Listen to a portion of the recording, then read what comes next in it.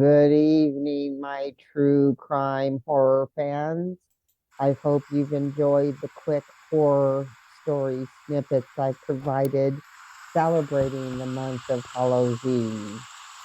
And tonight's story will be called The Ghost Truck Stop.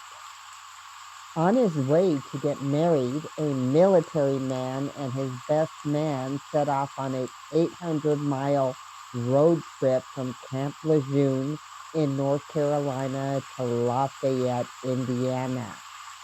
It's 1 a.m. on a cold January night in 2014, and the man tells us the weather is bad and the temperatures are in the double negative digits.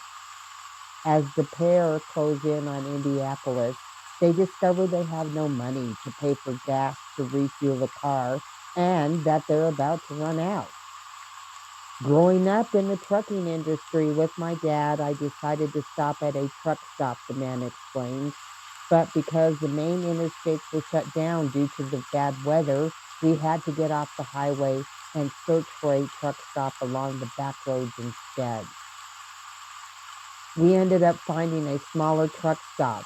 It had one truck and it was just kind of strange.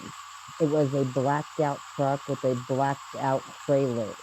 There was no real markings on it, nothing distinguishable.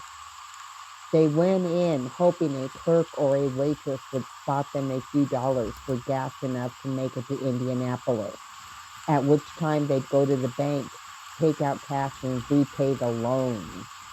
Inside, they found a tiny diner occupied by a waitress, a cook, and a lone truck driver. I went inside, talked to this driver, and he bought us a cup of coffee.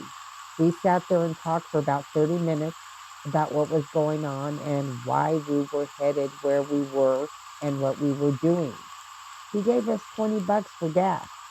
I went outside, pumped our gas, came back in, and I told him, hey, I really appreciate it. I'll be back.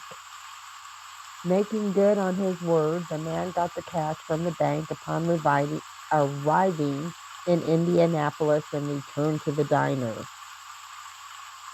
When we arrive about 10 o'clock in the morning, it's boarded up, he says.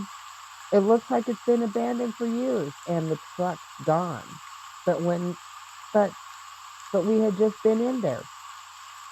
They pull in anyway to find a police officer parked in the lot. They explain what happened just hours before, to which the cop laughs and replies, oh, you met the ghost of three. So two military members conversed and had a cup of coffee with, interacted with, three people at a diner that had a fuel pump.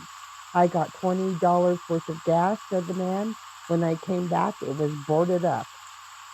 If I remember correctly, the cop said it had been boarded up for the last 25 years.